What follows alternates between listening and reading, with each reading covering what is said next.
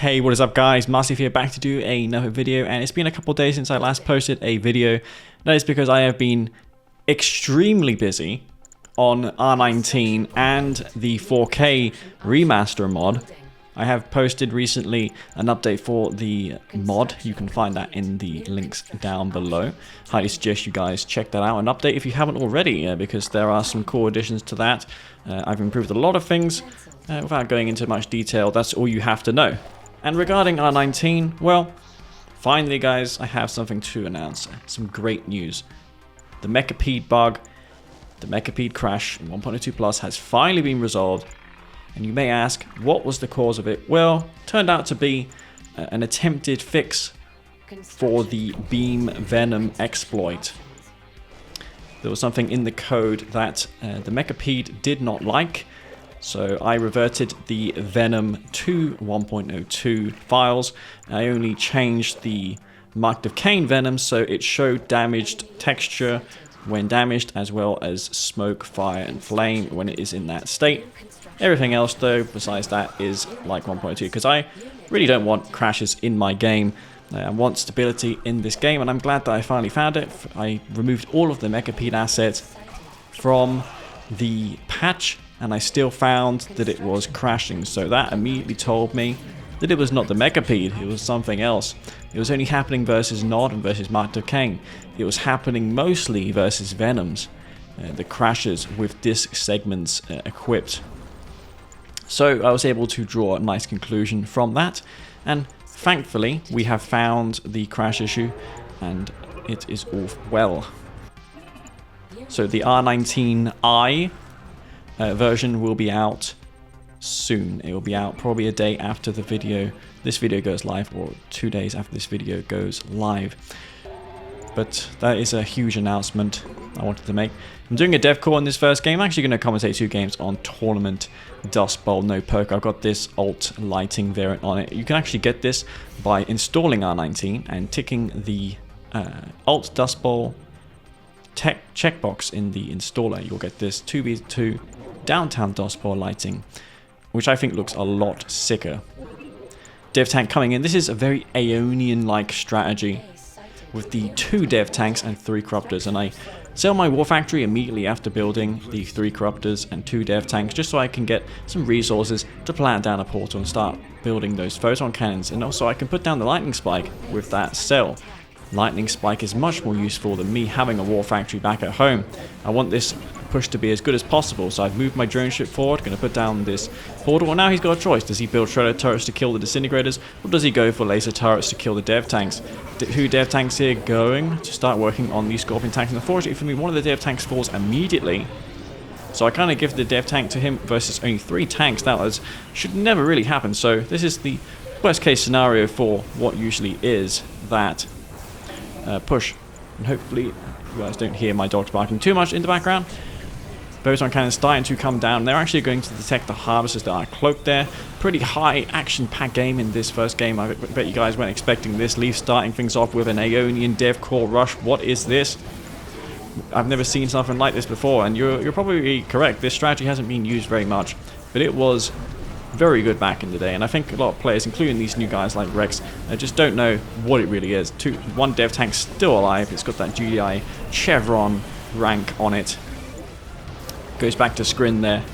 It's a veteran dev tank. This dev tank can also get quick and easy charging next to this Tiberium field. I've got these photon cannons as well, which are kind of like soaking the damage up by those photon cannons and repairing them up. I've got 2 houses back at home, just bringing in those resources. Dev tanks still punching through these scorpion tanks. 2-3 laser turrets there, just killing my turrets. The lightning spike is still alive as well. I should have really got the repair tool on that. I didn't, unfortunately. Could have had it around a little bit longer. And now this dev tank's getting really on health. Look at this health. I pay attention to that health, but oh my god, it was like 1 shot away from dying. So the dev tank lives, and I killed 2 of the harvesters. I see 1 more is left for him. So I'm going to go and start queue some disintegrators and just move those into the Tiberium field. See if I can detect the harvester that's harvesting that tip field. You can see a harvester right there. I'm going to start focusing down this harvester. That's his only harvester left. And I managed to just about get it with my Devour tank. Devour tank's still working on the Scorpion tank. Scorpion tanks just don't have the DPS ready to kill this dev. And the dev tank goes to elite status, and I kill all of the tanks. And because he doesn't have any harvesters, even if I lose this dev tank, I'm still fine. I've got 2 harvesters at my base and a drone ship. I've got my tier 2 as well, so I can just put down a war factory and build another dev tank and continue this push, even if I lose this elite devourer tank here. But look at that, guys. 1 dev tank, even though I donated 1 of my dev tanks immediately at the start of the push. That second dev tank, I mean, you saw, right? It just was invincible. Pretty insane push. And you may ask me, why? How do you stop this? Well, you have to go for like distraction tactics, flame tanks around the side. Maybe even try a Reckoner while flame rushing. Put that Reckoner with 3 rockets inside next to your war factory so it defends your base. That's probably the best way actually to hold that off. Drone ship of mine taking some damage, but my dev tank will take care of the rest. And that is poised to go heroic, and that's going to be GG. Pretty action-packed game, which I wanted to start things off with. And we're going to go to the next game. Pretty short game, but I want to demonstrate a build that you guys haven't seen in a while, and I hope you enjoyed that one. So let's go to the next game and see what that one's all about. Alright guys, I'm back to do another game, and speaking of being back, Green Zero on this weekend should have a cast up for the 3v3 tournament. It's been many months since Green Zero has casted an event, so we are all excited to see him back casting games. It's going to be pretty sick. I always considered him to be my favorite caster for sure. He's just got that gameplay knowledge. And he's the one who actually brought me into Kane's Wrath after playing it originally many years ago. So this is going to be against Phoenix on the same map, playing Scrin. And what's unique about these games? Well, this game here will have Mechapedes, right? I'm going to spoil it immediately. Mechapedes are back, like I said in that last game. The crash has been fixed, and we've got a game here where I'm going to use them. So, spoilers. But you don't know much besides that. Mechapedes may or may have not won me this game. We shall find out, but I'm just going to go ahead and scout this base here. I can see a rifleman in that Tyrian field. Never good for your health. Of course, I'm quoting Green Zero because the legend will make his comeback very soon. Buzzer, I should probably put that inside of the garrison. So it's like a Zelnaga tower in StarCraft, just provides vision. I don't think garrisons were implemented very good in these games. They just don't seem to have that much use. I think they get focused down very quickly later on. But if you've got a triple rocket garrison, they can sometimes be very powerful. I think the Reckoners are highly underrated. You can use those somewhat like garrisons, right? They got Dry PMing me here. What is he saying to me? Oh, he's just responding to a comment. Drive, Rex, Phoenix, Bicrush, Green Zero, Futurama, myself, and many others currently playing Kane's Wrath. We have the best, I consider the best patch we've ever had as well, at least in 1.02 plus. We are in a great position for Kane's Wrath in 2022, going into 2023. This game is still alive, and I am super happy about it. It's a game that will never die. It's a timeless game. What we do need, though, is a few more maps, like the flat arena maps, I think. Just reskinned versions. There is a really nice Tournament Odyssey map, which Desolator Trooper made. It's a red zone reskin, and it looks amazing. You're going to see videos on my channel of that map very shortly.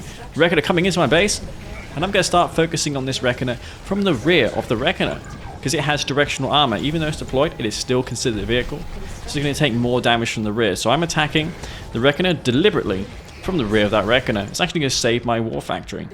If I didn't do that, I wouldn't have dealt that 50% additional damage to the Reckoner. It would have been still alive, and it would have killed my war factory. That would have been crippling.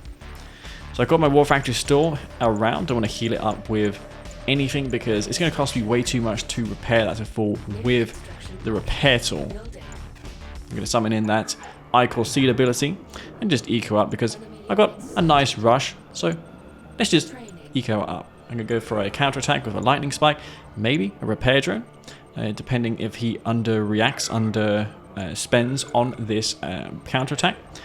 But that was a pretty good hold from me against that Reckoner. There are 2 Scorpion tanks out here. I should be able to overwhelm those pretty nicely with the forces that I have. Buzzers moving in. Actually, to kill the rocket squad. That was great. I killed a rocket squad and a militant. About the most you can probably hope for from a couple scouting buzzers. Very nice. 4 seekers around versus 3 Scorpion tanks. Pretty close balance this. The seekers, of course, are weaker, but they take less time to build from the war factory. Even though it is 8 seconds for both units, it's technically really 11 seconds for the non-Scorpion tank because the war factory hatch has to open, and when the doors open and close, that's just time added on to your production, even though you're not spending resources. Whereas the Seeker just comes through a wormhole, and it just appears instantly after 8 seconds. Which makes 2 War Factory Scrin extremely hard to fund on 2 refineries, unlike GDI and Nod, where they can go for pitbulls and bike buggy on 2 War Factories with that 5 and 2 income. It's just because of that War Factory thing.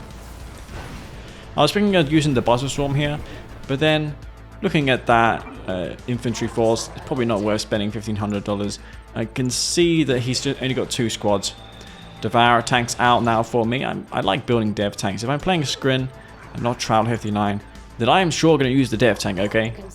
Because I'm playing Scrin. I need to use the tools that Scrin has available to me. And that includes the Devourer tank. I'll start putting down these growth accelerators as well. Those have more health than R19. They're a little bit tankier, not extremely tanky, but they're not going to die to like a rifleman.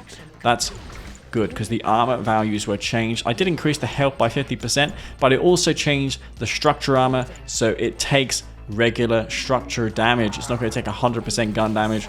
It's going to take about 25% gun damage if I recall correctly. And I was like, oh my god, look at all this. Undefended infantry. Thank you very much. I will take those out.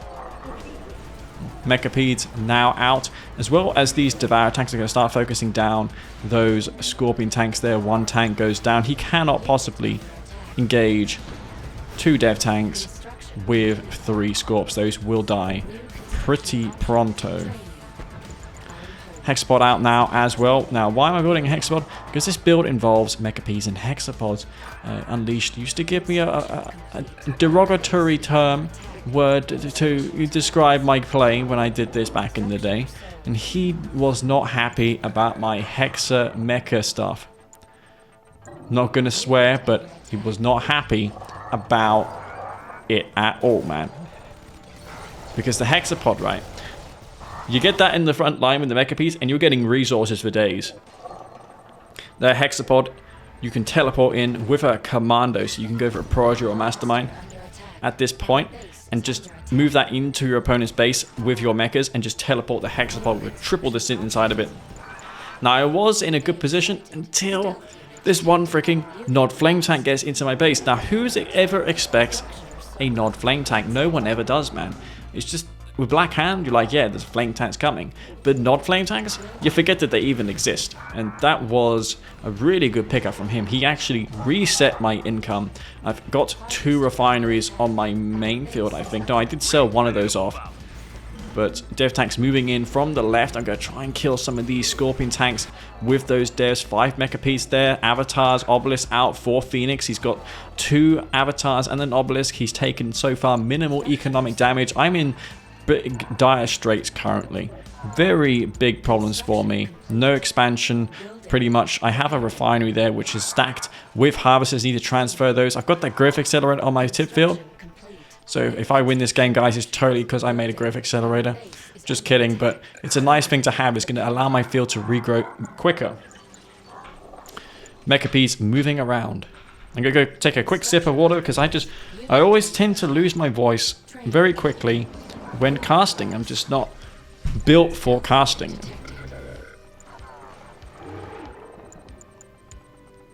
Either that or I'm just taking up a cold, which is possible. I was coughing before. Mechapeds moving in, and I want this Hexapod to be close to those avatars so I can get those resources. Look at that. Give me that money. $350 going into the bank balance of Leaf. I just love Scrin for this reason. It's been a while since I played Scrin. I just like the Mecha Pete style. That's why I played Scrin a lot. I'm a player who likes fast-moving units. Storm Riders, Mecha Petes. You know, Traffic Denying was my faction because I just liked the speed of their units. I didn't really camp ever at any point. Maybe I did at the start with the hexalaming, but there's no hexalaming here. I'm just using my epic unit to move in and kill this space. Giving me resources. Nice passive ability of the Hexapod. All of the avatars die. No EMP there. Not that he could have EMP because I had 3 Mecha Ps, 2 Escort. So all those buggies would have been absolutely annihilated. Hexapod with those triple Descent segments doing significant damage. I was actually asked, are Descent segment Hexapods great? Yes, they are. They're $300 each for those disintegrators. Allows the Hexapod to shoot and move, and the damage is actually pretty comparable to a shock trooper. Only it has less range and it can't shoot aircraft. So this Hexapod is still working on this imp. I built a tier 2 so I can use the Buzzer Swarm support power and kill all this stuff, but nicely timed redemption power. It's going to allow him to EMP this Hexapod and destroy it. I don't have the ability to phase because I lost my tier 3 earlier on. Hexapod is getting some nice damage dealt. 2 Raider buggies with that EMP cores moving in. Gets 2 of my Mecha Peds. And this Hexapod is dangerously low on health. I've got an Explorer on the right side of the map. I'm going to see if I can expand to that side. A ton of Seekers moving in as well. A bit exposed for that Tiber Invader Nation. Fortunately for me, that did not happen. But Seekers off that tip field. Mecha Pede Seeker moving in. This is such a... Oh man, this is nostalgia for me. This is like my go-to combination back in the day. The fact that this is now possible again because of no crashes is a huge deal, man. Such a huge deal seeing this combination return. Because this was really my style of play. So I'm building Seekers because, quite frankly, I just don't have a tech and I need something to, you know, sink my resources on. Growth Accelerator still alive. It'll be interesting to see how much resources that has given me over the course of this game. Not that we have any means of calculating it, but it does increase the spawn time of seedlings by 50%, if I recall correctly. I could be wrong on this. Could be double, but I'm pretty sure it's 50%. So if you leave your tip field to regrow, it will grow back significantly quicker with a growth accelerator on it. Now, I'm not going to be allowed to stick around very long on this expansion field because he has a... Well, look at that. He's got a bunch of avatars and a Redeemer moving in. I can't engage that. So I've got all these Seekers. And I'm like, hey, let's just not attack there. There's just suicide. I've got mobility on my Seekers. So I'm going to use them, much like the Nod player would with his Scorpion tanks. I'm just going to circumvent this slow mech force and go for his vulnerable and exposed base. Engineers of mine reclaiming husks. Seekers moving in. No attenuated force fields online for me just yet, but I do have that about to come online. That's going to be a helpful upgrade. It will allow my Seekers to soak 1 obelisk shot. I'm going to reclaim 2 of these avatars as well. I'm going to create myself some nice avatar husks. And my refinery is very far away from this tip field. I can't really expand to that tip field just yet. I just need to secure this base and stop him from scouting me. I want to surprise him by going mass Seekers and go for a tier 3 and then subsequently the shard upgrade and try and just overwhelm his forces and just divide and conquer his slow moving army of avatars, because if I can get swarm in and kill those avatars with a force multiplier, then I can kill all of his army. And that's the beauty of these Seekers, and that's what makes Laser Scorps great as well. For the same reason Seekers at the moment are doing great, because it allows you to maneuver. And this is a really good play by me, by the way. This here, where I sent 1 Seeker in just to see if there was a Redeemer, that was a... You don't realize just how important that play was, because if he raised gen that Seeker army, I would have just lost on the spot there. It would have been game over, just game over, if that rage had went off. So I sent 1 Seeker in just to see, just to confirm that there was no Redeemer there. There was a Redeemer, so good job I didn't go in with everything. Mecha Pete's out for me as well. Seekers, I'm working on that technology assembler because I need the shard launcher upgrade. It's really the only thing I want at this point because I've got so many Seekers. Hoping to kill this Venom, but he's probably going to use that just a spot for a catalyst missile. I'm going to plant down my tier 3 next to, closer to the Tiberium field. I'm going to slowly crawl my way to that Tiberium field. I'm actually in a pretty good position to put a refinery now. So lots of units there, and I think his Redeemer is cloaked. But I have Seekers, so cloaking the Redeemer is probably not very helpful for him. A lot of positioning here now going on for me and him. Venom just scouting around the place, seeing if he can one-click anything. Redeemer moving towards those Seekers. Seeker spam right there. 4 avatars. I decided to get some repair drones down and just heal those ones up before I move in with my avatar army. Now it's a bit strange as Scrin to have avatars, but such is the case when you can reclaim husks. Really nice mechanic with the mechs.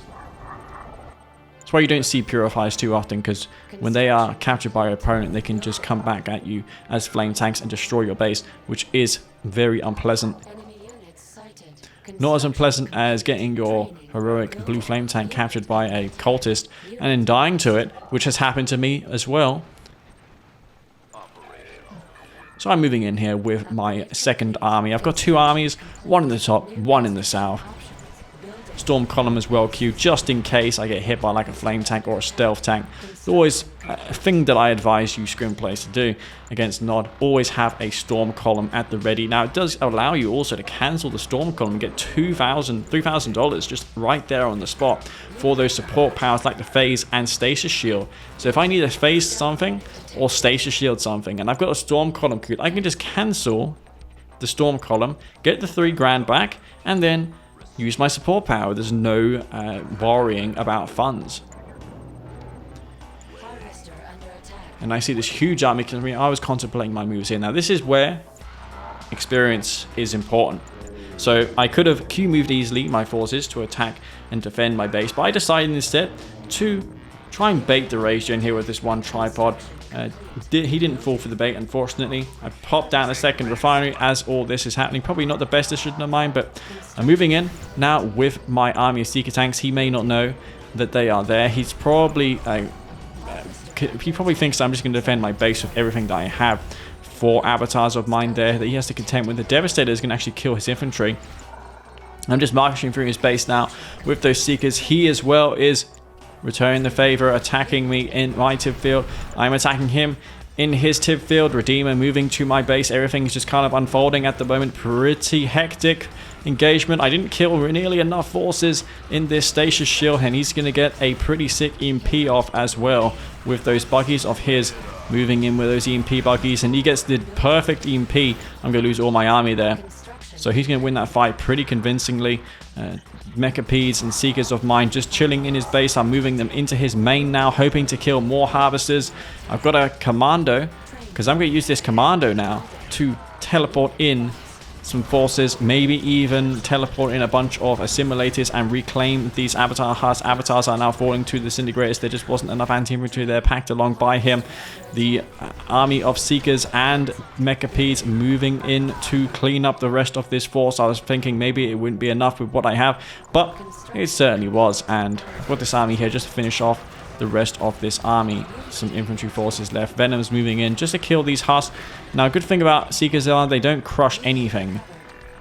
So they're not going to crush these avatar husks. It is possible though, if I move in with like a tripod, they'll crush all those avatars because they weren't originally my units. Lots of husks here, so if I reclaim these, then I have a pretty good shot at sealing the deal on this one. So let's see if we can do that. Dev tank there. Devastator warships actually did a lot of damage to me. Killed all of his infantry army. Thinned out tons of his forces. Nice thing about Scrin are those dev ships, man. I really do love them for crowd control against infantry. And I'm using avatars, man, as my tier 3 walker. No need for tripods. Got avatars. And this huge Scrin force is just moving into his main base. I'm going to clean up his main so he's stuck in the right hand side. He will be running pretty dry on funds. And Venoms are not going to do it for him because they have these Seekers and they have shard launchers and they kill aircraft really well. Shard launchers on Seekers, very good in situations like this. As long as you're not against laser Scorpion tanks, the Shard Seekers are amazing. more power plants being dropped. And I'm just recovering my force slowly but surely. And taking out the remainder of this base. There's an upgraded power plant there as well, which I will take out. And I'm going to teleport in some engineers with the mastermind. I'm going to start working on a warp chasm to get a hex pod out, just in case this game persists, because you never know. He could have rebuilt another army at this point. And I'm in a pretty good position, so rather than rush this game and terminate it now and try and rush it, I just feel like I need to sit back, build another growth accelerator, and see if I can win. Because the longer the game goes, the better it is for Scrin, because Scrin have the growth accelerators to regrow their tier fields. They've got the Ichor Seed, and they've even got the Overlord's Wrath if you have a tier 4, which all give you Tiberium. Eradicator Hexpod will be coming out, and the Eradicator Hexpod also gives you resources. So everything that will provide me an advantage the longer this game goes, I will use. And that's the thing about Scrin. Scrin, they are weaker in the mid to late game when both sides have income and Tiberium. But if you can survive and hold out long enough, then Scrin basically have an endless source of units due to their support powers and structures. Redeemer taking damage. I can be a little bit more wasteful than he can be. Gunwalker getting some nice crushes off. Very good for crushing infantry, especially when phased. That dev ship ranks up. Integral part of the Scrin arsenal are definitely those Devastator warships. Hexpod now out. I'm not sure if I have my mastermind, but if I did, I could just teleport that to the front line. Redeemer's still alive, so I guess Phoenix feels he may have chances despite losing his entire base, but it is practically over at this point. I'm going to split off some of my avatars. In fact, I think I have more avatars now than what he had at the point where he had the most avatars, which is funny. I've actually got more avatars and more of a Nod army compared to the Nod player. Another growth accelerator coming down. That's going to be GG. And that was a pretty intense game on Torment Dustbowl no poker with Scrin versus Nod, with those Mechapes back in action, allowing for some strategies that we haven't seen in a long time.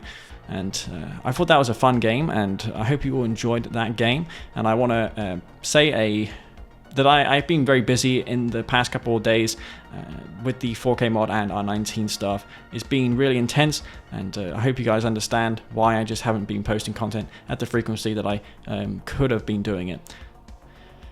So yeah, stay tuned for R19i. There's a lot of awesome stuff. The change list for that will be coming up soon. The most notable thing is the Mechabe crash not existing anymore. I would also like to give a big thank you to everyone who has been supporting me by liking my videos on YouTube and commenting in my YouTube videos, and also the people who have been also supporting me with donations and my supporters on Patreon. I'd also like to give a big thank you to them as well for helping my YouTube channel and this game overall with patches and community content. So yeah guys, I want to thank you all very much for watching, and this is going to be me, Master Leaf. Peace out.